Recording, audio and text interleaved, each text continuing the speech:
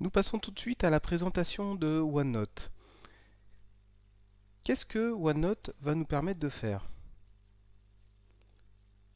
Tout d'abord, ce que l'on peut dire de OneNote, c'est que c'est un outil de prise de notes numérique. Ça peut être une prise de notes déstructurée avec le clavier ou même avec le stylet, voire le doigt, en fonction de ce que l'on veut.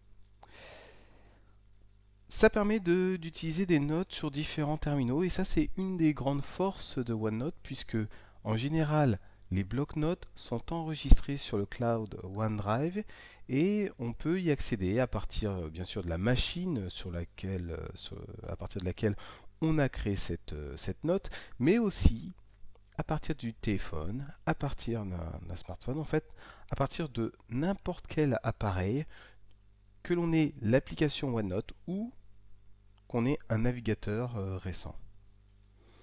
Autre avantage de OneNote, c'est que il y a plusieurs outils qui vont vous permettre de gagner du temps, des outils de capture, que ce soit capture d'écran ou capture de son ou d'image. Et puis vous avez plusieurs outils d'insertion. Vous pouvez par exemple euh, enregistrer le contenu d'un fichier, par exemple PowerPoint,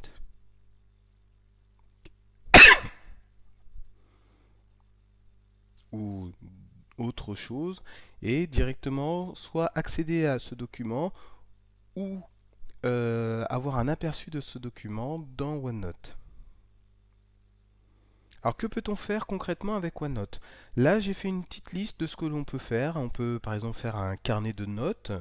Alors lorsqu'on travaille, bien souvent on a un petit cahier à côté de soi où on va justement noter ce que l'on veut faire, ses propres réflexions. Eh bien, on peut dématérialiser tout cela, on peut le faire directement avec OneNote et avoir cela à portée de main, quel que soit le terminal que on veut utiliser. On peut faire une liste de tâches à faire, et l'avantage de OneNote, c'est que il est interfacé avec Outlook. Il peut être interfacé avec Outlook et on va avoir les rappels sur les tâches à faire, sur les tâches en retard par exemple. On peut créer un compte rendu de réunion directement à partir de Outlook. On peut créer cette réunion. Cette réunion, si on le souhaite, va être liée avec un bloc-notes de OneNote et toutes les personnes pourront utiliser cette note pour, par exemple, faire donc un compte rendu ou d'autres choses lors de cette réunion. On peut faire, ça c'est l'exemple le plus souvent pris, une liste de courses. On peut préparer une liste de courses lorsqu'on a des amis à dîner pour ne rien oublier à partir d'internet, hein, si on veut faire une recette. Et comme ce bloc-notes va être accessible à partir de son smartphone, si on a une connexion internet sur son smartphone, lorsqu'on fait ses courses, eh bien on pourra cocher directement. Et ça fonctionne même si on n'a pas internet, il suffira juste avant de partir de se connecter à internet et automatiquement cette liste sera enregistrée.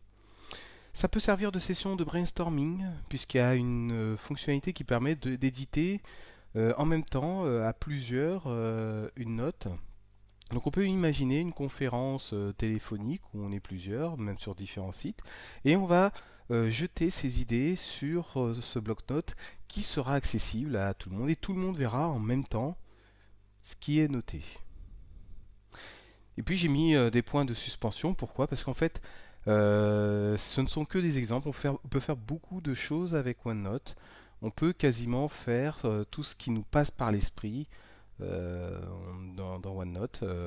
En fait, on peut se libérer du fait d'avoir un cahier ou d'autres choses pour noter. On peut tout noter dans OneNote.